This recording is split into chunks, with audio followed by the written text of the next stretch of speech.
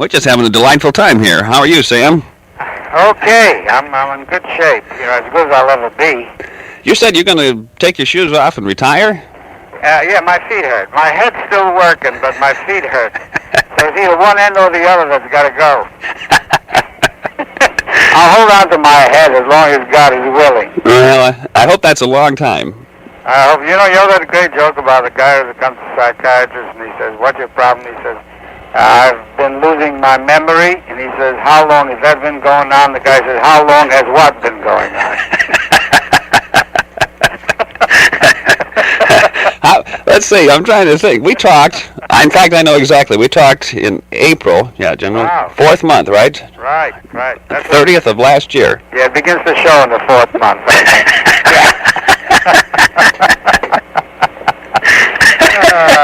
And we were talking about the big book. The big book was out then. That was the hardcover, and now we're into the pocketbook edition. The book is done well. I'm very grateful to, first of all, you guys help. Guys like you out there, Ken, you're a help. You tell the public I'm there. You're a great diplomat, aren't you? No, not bad at all. If I were a diplomat, I'd probably be trapped in as a hostage somewhere. And that's a terrible joke, but you know what that means for the future of young, talented guys about going into public service?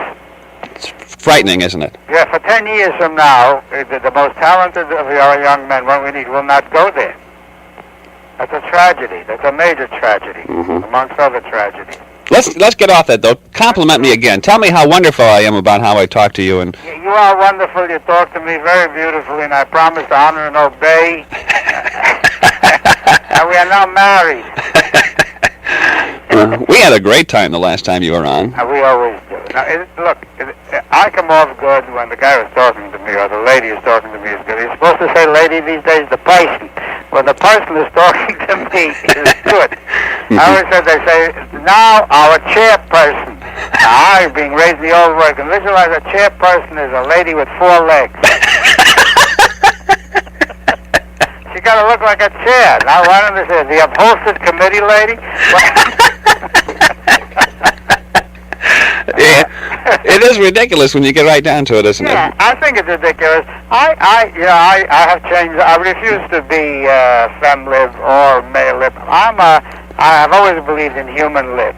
You treat this person like a human being, your equal or your superior or your inferior, whoever it is, treat with respect. In Yiddish, I know that, I don't know how many Yiddish-speaking people you have around there, but it's a good word for everybody to learn. In Yiddish, they have a word which, it's in the book, so I'm mentioning it, so it's fair. The word is a mensch. To be a mensch means to be really created in the image of God, to love your fellow man, to be decent and charitable and kind and dignified and all those things. That's a great word because it has no gender. It's neither male nor female, see? Anybody who wants to be great and believes that God wants him to be great is a mensch. Okay. And from there we can take it anywhere at all. So, you're a mensch. You're a nice mensch. You really are. You're a good mensch. If you saw the way I dressed, you'd say I was a real mensch. You're a real mensch. A mess, I think, is what I mean. But that's a real mensch. Well, so are you. So are you. I try to be, really. You have a chapter devoted to lib and let lib. Yeah, lib and let lib. In the book. That comes from the fact that the truth is that the male of the species has not given a due place in the sun to woman. I really believe that. I think woman, for whatever reasons they found, was kept away from important roles in society.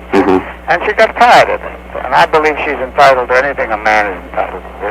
If she chooses to be a career person and accepts the consequences thereof concerning family and children and all that, go with God's blessing. I always said that my mother was a liberated woman who never left the house, because when my mother lit her Sabbath candles and raised 8 kids and cooked and baked, she felt fulfilled. That was her role. Now, if you don't like that role, it's another story. So I say that if 50 years from now women will bless their computers the way my mother blessed the candles, then we got it. You have one quote in the book that's really great. It's about, I don't remember how it exactly goes, and I was trying to thumb through it to find it, but it's about housework, and you don't really go out for it. My mother used to say, "Thank God I don't have to go to work in the morning. I'll just get out of bed and there it is all around me." A woman has retaliated. She has. She's come back at man. He was really nasty to her. You know, he said things like, women cry at weddings, men afterwards. You know, that kind of a man can climb the highest mountain, swim the deepest river, you know, kill the strongest tiger. But once he gets married, mostly he just takes out the garbage. Now, you know, he's beefing. The woman says, all right, I want my day at bat. And she got it. The best joke I found in 20 years, because a good joke essentializes. It gets at the heart of a whole big problem. And the woman finally says, God made Adam for practice. Then he looked at him over and said, I think I can do better than that, so he made Eve. Now that's a retaliatory joke, or the one where she says, my husband has been made man of the year, which only shows you what kind of a year this has been. It's 11 minutes after 10 o'clock. Sam Levenson is our guest. We're talking about you don't have to be in Who's Who to know what's what. And for all the cheapies out there that didn't buy it in the hardcover, it's now available in the softcover, isn't it? It is. Available. I like it that way. In fact, I'm on the side of the people.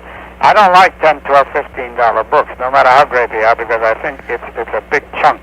And people who don't have much money, which they cover, you know, we're in a funny situation. We have money and we're poor. Because you can't buy anything. What good is it, you know, standing there with money you can't buy nothing? I was just talking, one of the people on the staff here ordered a book for Christmas, and it just came. Yeah. You know, so there again, you have the money, but you can't spend it. Yeah, that's right. Let me break for a commercial. We'll be right back. Go ahead. Merle Norman Cosmetics announces the opening of a brand new studio in Empire Plaza, just east of Kmart's parking lot. Attend their grand opening today through Sunday. Register to win one of 3 facial shopping sprees valued at $175. You'll receive a lovely free gift with your cosmetic purchase. Save 20% on all gift items. Visit Merle Norman today, 10 till 6. That beautiful new face of yours could be just around the corner at the new Merle Norman Cosmetic Studio in Empire Plaza, 510 IAA Drive. Rod Reuter's got his trading hat on, and though his staff may be embarrassed to tears, it's going to be good news for you. Stop in at Reuter Ford Tractor during their open house this Friday and Saturday and do some hard bargaining. Enjoy refreshments while you check out the complete line of Ford mowers, tillers, and lawn and garden tractors. Register to win a free rototiller. See the new commercial Toro mowing equipment. 52 and 72-inch hydrostatic models will be on display. All equipment will be demonstrated outside by request, weather permitting.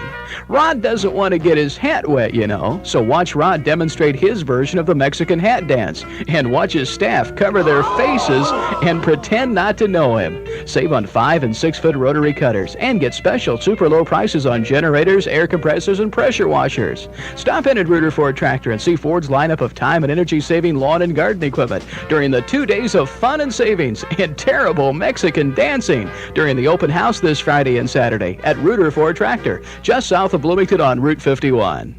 We're back with Sam Levenson. Sam, I have to tell you this story because I didn't read the books in the order that you wrote them. Okay. Oh, that's fine. Okay, but we're talking about you don't have to be in Who's Who to know what's what right now, but the book, I think it's in one era and out the other, where you talk about the interior decorator that came and how all the colors and everything had to be just right. I don't know if you can recall that or not. All I can recall is that I lived in 2 eras. In the first year of my life, I never smelled fresh paint till I was like 33 years of age. You know, who painted? It was ridiculous. Painting pictures. We had pictures. Someday I'll do the pictures on the wall. Let me transgress a minute. Go off. I don't digress a minute. And tell you, my mother always had a lot of art on her walls. Now you say, where could a poor mother like mine get art? She said, nothing. And on about January 1st or so, the banks gave out calendars. See? And she'd send us down there to get calendars. She had a lot of kids. We got 6, 8 calendars. And she'd cut off the dates because she had no dates. You know, she wasn't going anywhere. And then the picture was pasted on the wall or with tacks on the wall. And Mama's statement always was that pictures, you know, brighten our home. Right? Mm-hmm. Now, I've got to tell the audience what those pictures were that brightened our home. There was Abraham Lincoln lying in state. Marie Antoinette going to the guillotine. Remember the sinking of the Titanic? That I never forgot. The boat halfway into the water with an iceberg standing there and bodies floating around. And That was a masterpiece. Or they had a thing with a guy with his guts cut open with doctors standing around. It was called Surgery Before Anesthesia. You know? And those are the pictures that brightened up our home. See? So if you work with that as an assumption that I didn't have an upholstered chair in my house. When I got married, we had wooden chairs. We were plain people. We were good people, clean people, honest people, etc. There's nothing wrong with it.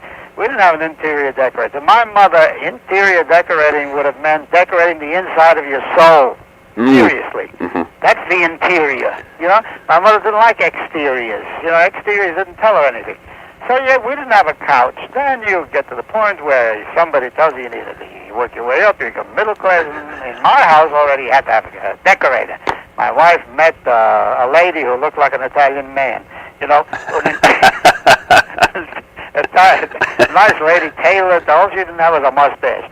And immediately they start choosing fabrics, you know, and feeling fabrics and touching fabrics and paints. You can go out of your mind with, they have oyster blue, sky blue, green blue, blue blue, light blue, robin blue, blue blue, blue blue. To my mother, a blue was a blue and a red was a red. And most of the painting we ever got was something called white. And it wasn't white, it was kind of a mixture. I don't know what it was. So and then they would paint. See, first of all, the painter would move in for 3 weeks, right?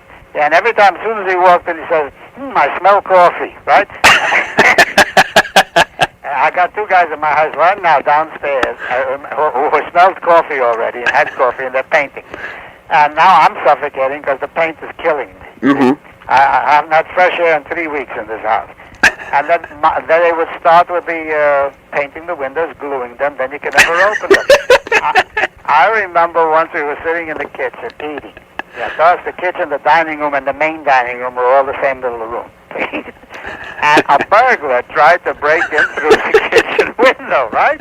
And the kids all got scared. Look, Ma, a crook. You know, my mother said, let him open the window, I'll pay him $1. Funny story. It's a funny story, yeah. But if you look back upon them, it was hilarious. And today they finally get a couch. So you go to places and they show you stuff and they show you modern that you can't sit in. You're just supposed to look at. Made out of bull's horns, you know, and stuff like that, bones. They look like a xylophone standing up. And that's modern, that's Swiss or whatever it is, that's elegant, you know. We find, and then you get the fabrics, you pick a frame, you got all that, and they give you it'll take 9 months. You know, it takes 9 months to arrive.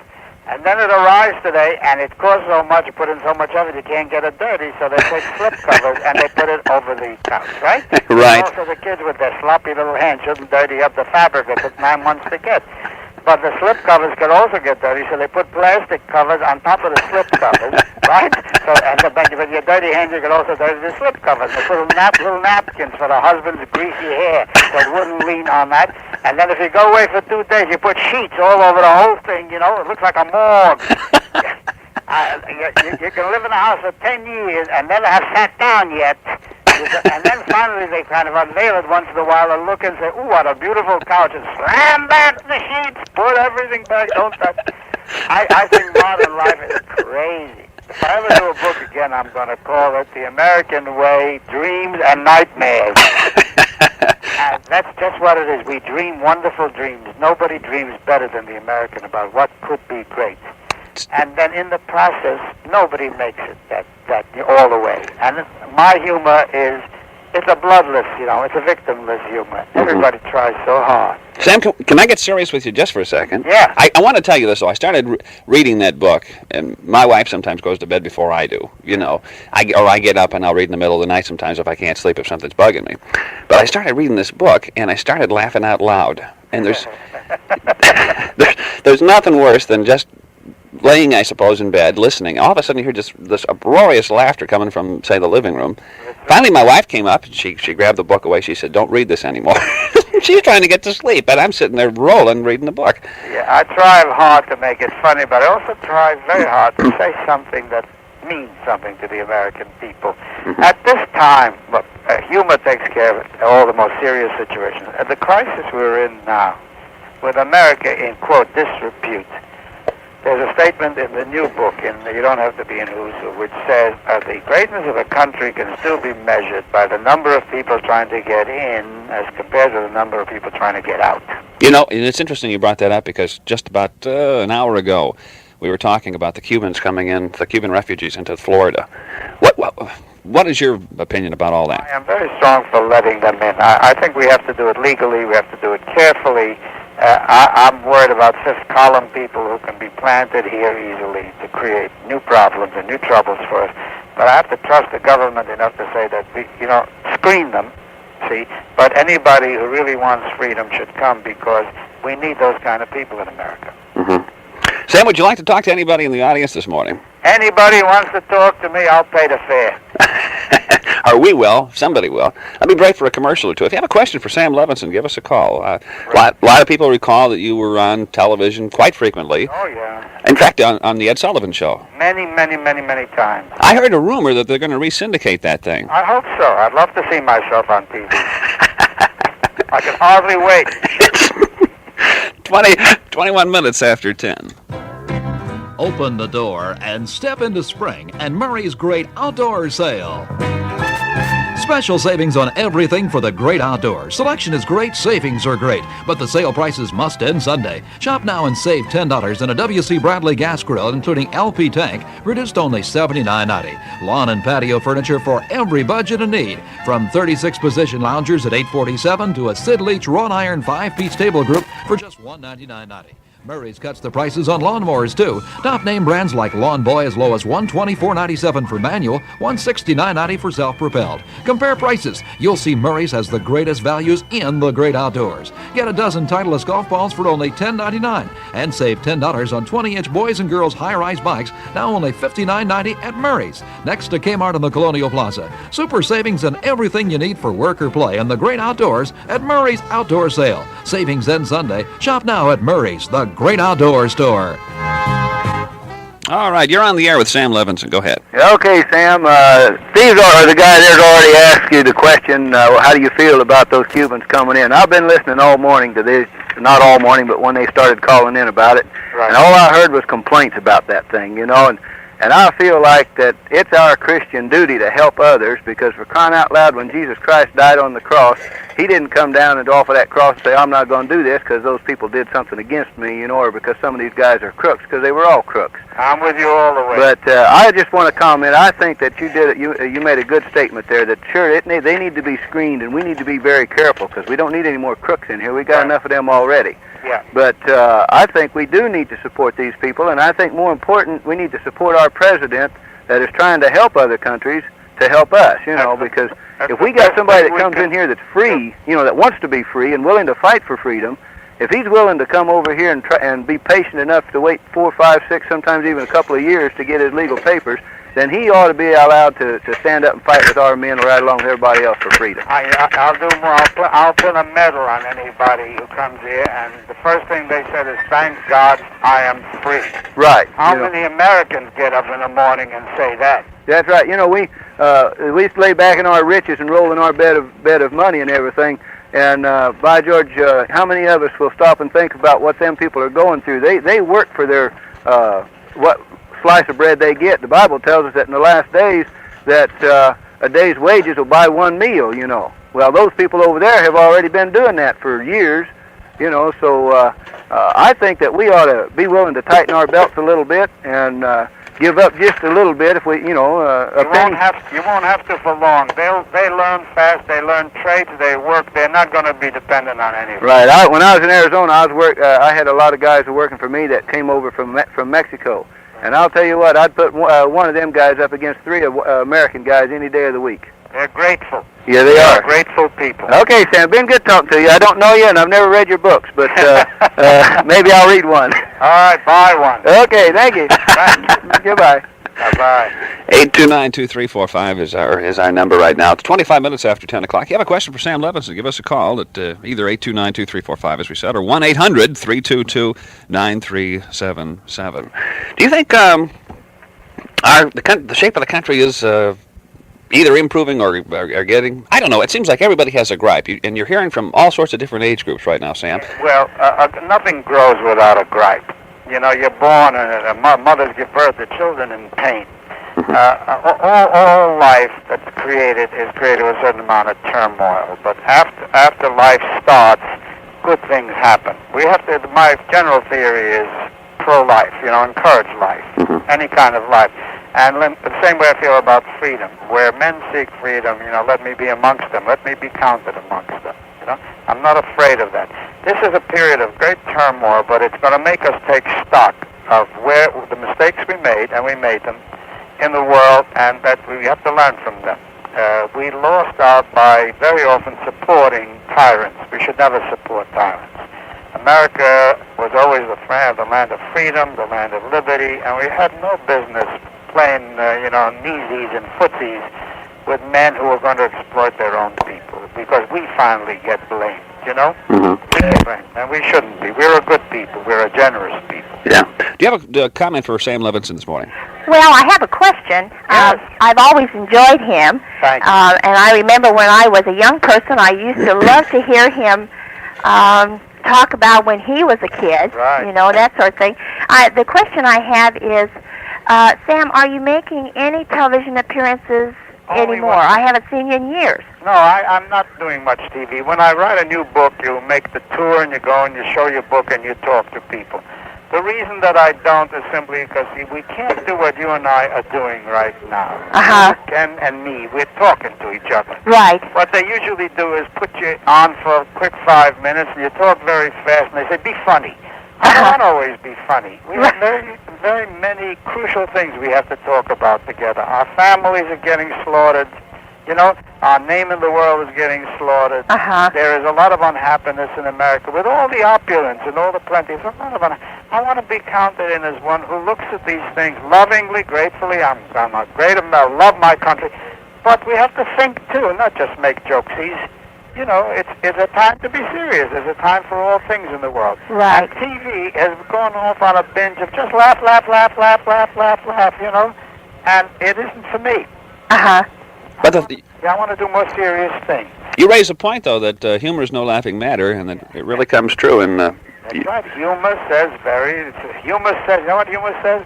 I found this quote somewhere in a little old church book. It says, this is just one of them centuries when everything goes wrong. Don't you think, too, Sam, that I think one of the things that impressed me the most about you when you first began your appearances on TV was the fact that you talk so much about your family. Don't you think this is part of the problem that we have now, is the fact that the family is no longer one of the most important things? Kids are going out and are busy doing other things. Parents are busy doing their own thing. Right. And the family's not that close as they were when I was growing up or you were growing up. I know somebody that did a survey once, and they called, I don't know how many, 1,000 homes, and the question was supposed to be to the parents, do you know where your children are? Well, they found their children home, but the parents weren't. Yeah, yeah, I think that's too true, really. So, They're all out it was bowling. They're not doing anything evil, but they're not there. Right. They're I good think people. Everybody means well. The kid comes home, he's got to eat at 5 o'clock because he's got a basketball coach or something else, and the daddy comes home at a different time. He's got to go to the lodge meeting. Mama's got a meeting at the PTA. When are they going to get together and get to know each other? Yeah, right. I think it's so important for us to know that as busy as we are, there are times when we need to stop and consider, hey, listen, my kids are growing up and I'm going to be alone here someday, and I want to be able to say I know my kids. Oh, you know. boy. So. You've got to work at that, and I found that I'm getting older, too, that you have to demand the respect for that dining room table. Right. You have to demand respect for that living room and demand that we sit and talk to each other. Right. Don't go in and tune in the TV set and think you're together because you're all watching the same show. That's not together. Yeah. Ma'am, thank you for calling. Thank you very much, Ken. Thank you, Thank Sam. you. Sure. If you read Sam's books, you'll find out that you can learn a whole new philosophy in life, and a good one, too, from the comedy material that you portray, and also the moments of seriousness, too, in the book. Right. True, Ken, true. I'm with you, Ken. The other things I've done was Everything But Money, which was the first one, and dealt with life in a poor family, which had really everything but money. And many people who came from that kind of background took to the book with, with all their heart, because money is not the answer to everything. Love is mostly. Between love and God and a decent family, you're rich. And the other one was in one era and out the other, which is also about growing up in two worlds. Where I grew up in the world where Mom and Papa were the leaders. Suddenly I find out that in the world I'm living in now, even I and my wife are not the leaders, because the leaders are somewhere else. The leaders are either rock and roll heroes or athletes, which are all right, but except that they replace me for the leadership of my children. Mm-hmm. And then there's a couple more I don't think you mentioned. You can say that again, Sam, and Sex and the Single Child. Again, Sam, of those kind of. There's one delicious one that didn't do great in the sales, but it was my favorite one. Since the world is overdoing the whole sex education bit to the point of distraction, I wrote a thing called A Time for Innocence, which is a delicious treatment of the way a child of 3 or 4 views life, and how I would refuse to change his view of where he came from. He says things like, we all come from seeds just like vegetables. That's why they call us human beings. And we are all human beings. Ma'am, thank you for calling. Well, thank you. Bye-bye. I appreciate it. You're on the air with Sam Levenson. Yes. Good morning, Sam. Good morning, darling. How are you? Just fine. I wanted to tell you we've seen you on TV many times, and we always looked forward to it. Right. Thanks. And your humor is just always so real. We'd think, oh, that happened to us. Like this morning when you were telling about the painters. Yeah. And I just think it's really a gift when you can make people happy or laugh like you do. We need more of you around these days, Sam. Right. Yeah, I hope God gives me a few more years. I'd like to do a little more. I don't know what I'll do more TV. I'd like to do what we're doing now, talk to people. I'd like to be called from all over America and talk to everybody who wants to talk about whatever it is that's on their minds, Mm-hmm. We haven't done enough of that. We're not communicating. We are not talking to each other. Ma'am? Yes, Yeah. well, I will buy your book. It sounds like a good one. It's a good one. If not, I'll send you your money back. Don't worry. Oh, no, I know it will be. I'll buy it on credit, like 2 cents a week. Pay it off. Thank you for calling. Thank you. Sure. You're on the air with Sam Levenson.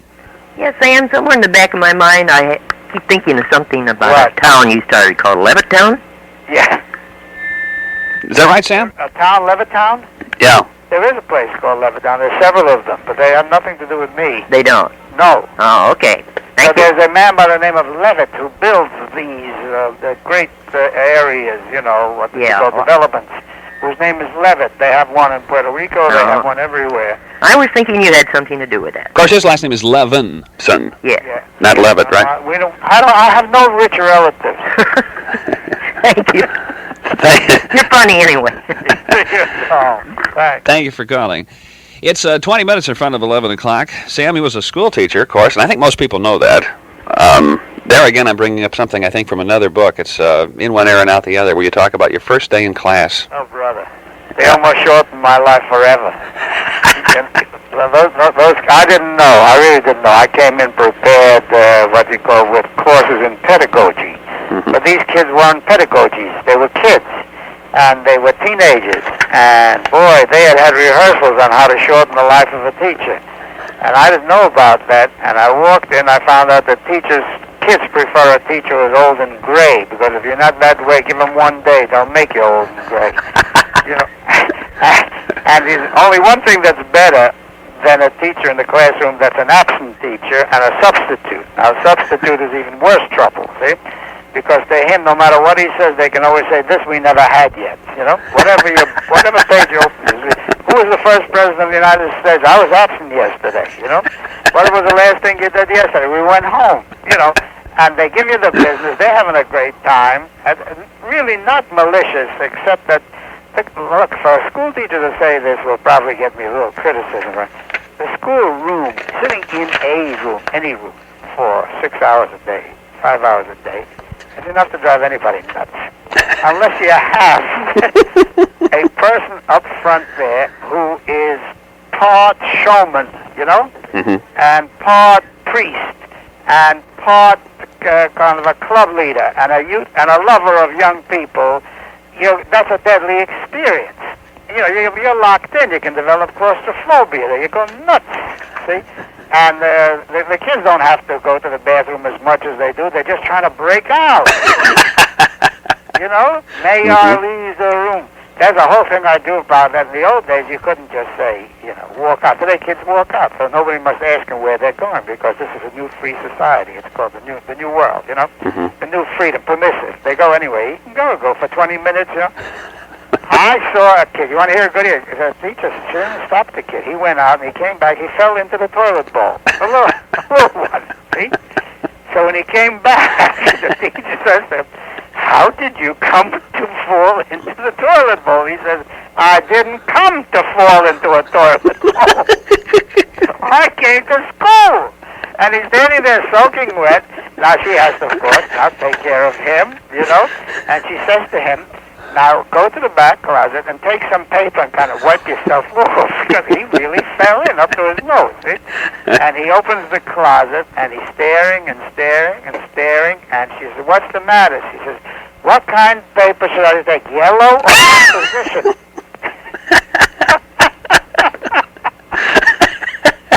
Now, I never let those stories disappear. I hold on to them. I experienced many of them myself. Other teachers passed me great stories. Mm-hmm. The one, while I'm on that subject, where the mother's trying to teach the kid to button his fly or to zip up. He always forgets, see? Mm-hmm. So she says, now remember, that's not the teacher's job to zip your zipper. The teacher has other things to do, So he says, "The teacher won't zip my zipper?" She says, "No." She says, "Okay, so I'll go to the principal." Now, these are the little things that make life sweet, funny. There are sad things in life. I don't duck out on them. Mm-hmm. Don't duck out on life and death and disappointment in children. You have great dreams of what your children are going to be, as my parents had for us. Yeah. We're only human. We don't all become Pulitzer Prize winners. We don't all become famous or great. Some of us become, and we're equally valuable. I'm not saying we do. Some of us become electricians, become workers. I think the trouble with our world today is everybody thinks that his son has to go to college. What his son has to do is earn a living. Yeah. Let me take one or two more calls, and then we'll let you go, Sam. This has been a lot of fun. Thanks. Go ahead. You're on the air. Hi, Mr. Levenson. Hi, John. I have a question. Where were you born? I was born here. In the States? Yeah, I was born here. And where were your In New parents? York City. But from what descent are you? Polish, Hungarian, Russian? My parents were Russian Jews Uh-huh. who came from the end of the world, almost into Siberia. I see. Far back as that, and all I say, going to our Cuban friends, is thank God they came here. Well, I want you to know that I appreciate your humor, and it's a good show. Thank you very much. Bye-bye. Thank you for calling. Bye-bye. Whoops, an open line there. Somebody was ringing and they gave up before we got to them. Let me take this one more. You're on the air. Go ahead. Yes, I just have to take advantage of the chance to tell Mr. Levenson how much I appreciate it. The wonderful story he wrote that I saw in the Chicago paper during 1976, during our bicentennial year. It was called something about a report card, the country giving itself a report card, and I put it away, and I think it's one of the most beautiful philosophical pieces that I ever read, and thank you for it, Mr. Levenson. I'm going to use that in another book coming up. I think the time, in essence, I said enough already with jump, dig, jump. We teach love of country. This is my land. It is a good land. It is a free land. I am an American. Make the kids proud and happy to be free Americans from the day they can read and write. Mm-hmm. I think she hung up because I think she had her hands full there, Sam. She probably got a kid pulling at the wire. I know. One more. I keep saying that. Go ahead. You're on the air. Well, I would just like to know if he would care to expound on the ERA a little bit. I didn't hear the... Boy, I don't know. That's a big area. Maybe we should save that for another time. Did you want to talk about ERA at all today, Sam? Equal Rights Amendment. Yeah. You know how my attitude is. I want to be very, very careful not to condemn people who agree or disagree with me. I am very, very strong for the preservation of life in every form. I disagree only where I know that there is a disaster case of a rape, a good chance of a mongoloid child, proven, scientifically proven, I draw the line. I say I cannot say that life, it is a life, will be a real life if allowed to come to term. I think that there are certain conditions where medicine and the mother and conscience and the church all have to get together and say, to bring a misfortune into the world and to sponsor it, I don't think is what's God's intention. Listen, thank you for calling. I don't know if she's still there or not. I think she hung up to listen, but Yeah. this has been another great morning. I just love... You're a delight. Call any time, for heaven's sake. I got nothing to do. You say that, but I know you do. Sam Levenson, thank you very, very much. God bless you, kid. Be well, and all of your listeners and all your families. Enjoy freedom and love. Be good to each other. Same to you, Sam. Thank you very much. Sam Levenson, author of You Don't Have to Be in Who's Who to Know What's What, and it's now out in softcover.